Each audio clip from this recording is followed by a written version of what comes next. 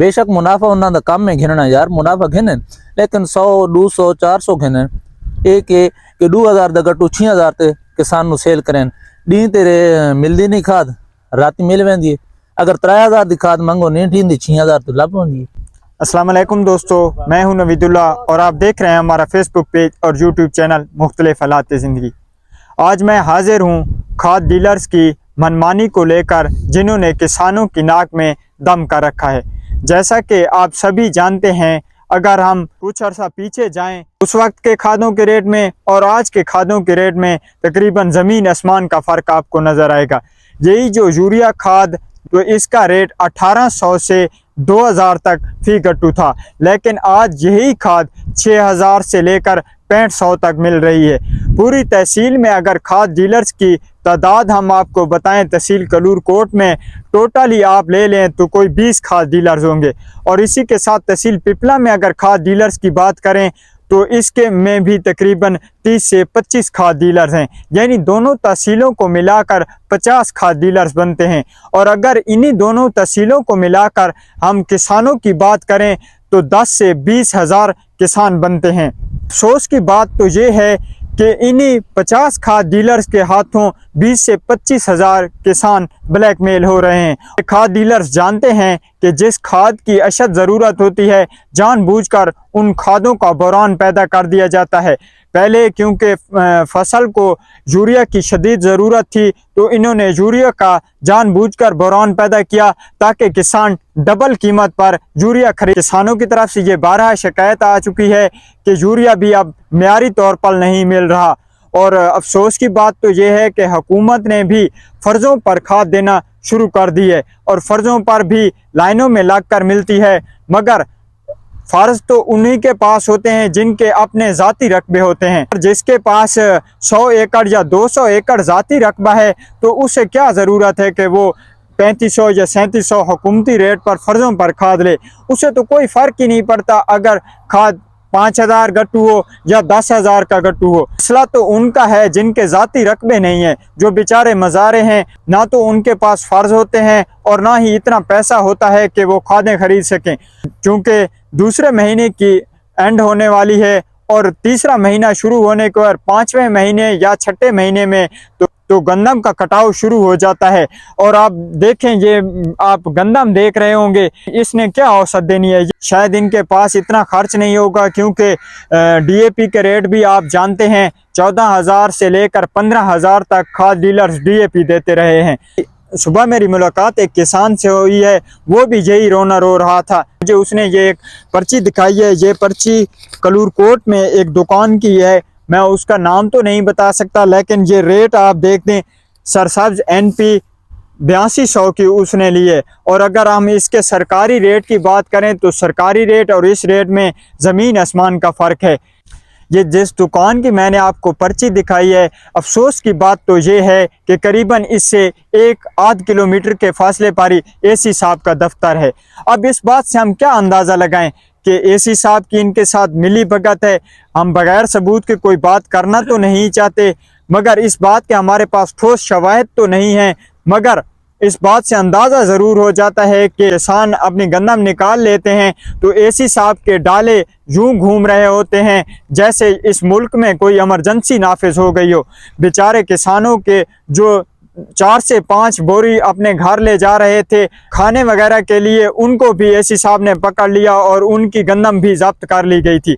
मगर आज जबकि उनके दफ्तर के साथ ही खाद डीलर्स खाद ब्लैक कर रहे हैं, तो उनसे कोई पूछने वाला नहीं।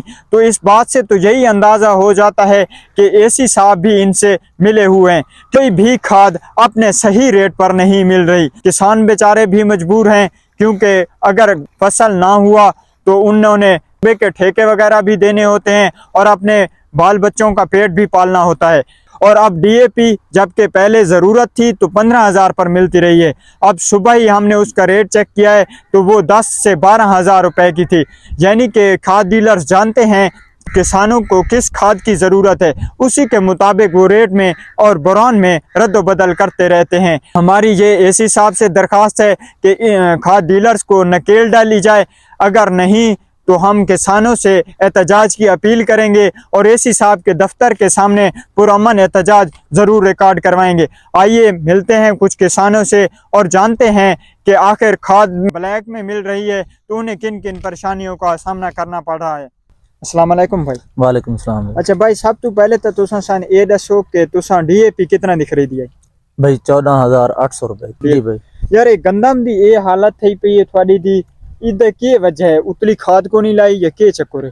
भाई पहली गल है, खाद जिस टाइम किसान नूं जरूरत होंदी उस टाइम तो मिलदी ही कोनी। अच्छा अज तो अगर तुसा एक साल पीछे दे रेट चेक करो ना, 1800 2000 रेट है सरकारी तौर पे, और सरकारी रेट ते ना खाद इतनी मिलदी है जेडी ना होने दे बराबर है, आटे नमक दे बराबर है रेट।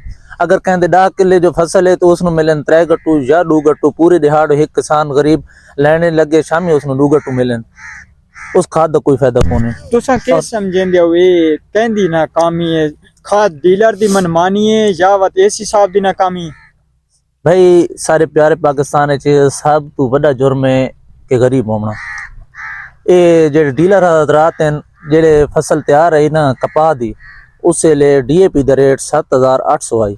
किसान को उस टाइम पैसे मौजूद कोनन, ठीक है भाई, उस टाइम पैसे कोनन 7,800 7,500 रेट है DAP दा। जिस टाइम इन कारोबारी हजरात 1000 बोरी 500 बोरी कम अज कम ना डीलर घिन रखिए। जिले किसान नू जरूरत पई है DAP, उससे DAP 7,500 लीदा रेट इन कर छोड़े 15,000। ना कोई अमले दा बंदा है किसान दी हेल्प नू आंदा पई है, ना कोई होर बंदा, ना किसान दी दाद रसी थींदी पई है कि तनके मुश्किलात है, ना कोई कानून है। जिस टाइम किसान यही फसल चैसी एसी साहब मोहतरम सारे वो रिवो डाले 60 लाख की गड्डी पहुंच वैसे नाल पुलिस का अमला भी होसी कि तू कणक जा फसल चा फिल फॉर 8 दिन दे। बेशक मुनाफा उन्होंने काम में घिनना यार, मुनाफा घिने, लेकिन 100 200 400 घिने एक कि 2000 दा गट्टू 6000 ते किसान नु सेल करें।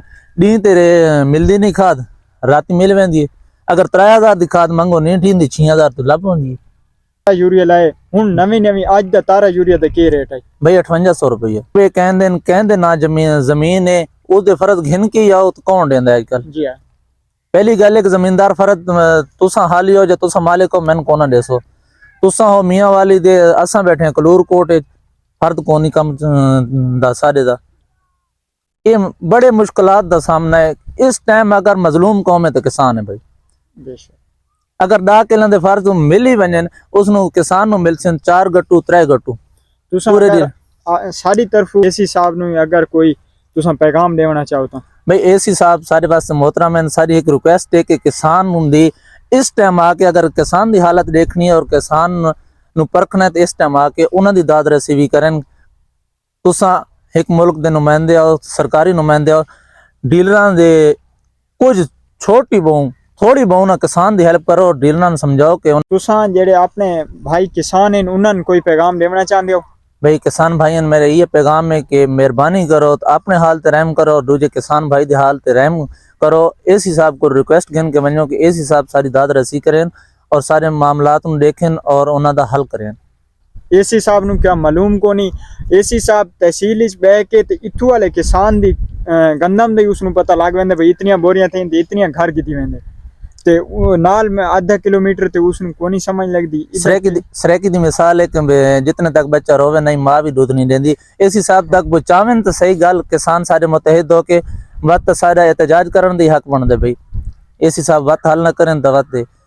आपने किसान भाई की बातें सुनी, शायद ये दबे अल्फाज में एसी साहब की नाकामी के बारे में ही शिकायत कर रहे थे। समझने वालों के लिए इशारा भी काफ़ी होता है। दोस्तों से गुजारिश है कि वीडियो को शेयर करें और हमारे पेज को फॉलो करें। वैसे तो हम शुक्रिया करना चाहते हैं कि आप हमारी वीडियो को काफ़ी शेयर करें और काफ़ी हमारे व्यूज़ भी आ रहे हैं, मगर आप लोगों से गुजारिश है कि हमारे पेज को फॉलो भी किया करें क्योंकि हमने ये पेज भी फलाही कामों के लिए शुरू किया हुआ है। शुक्रिया।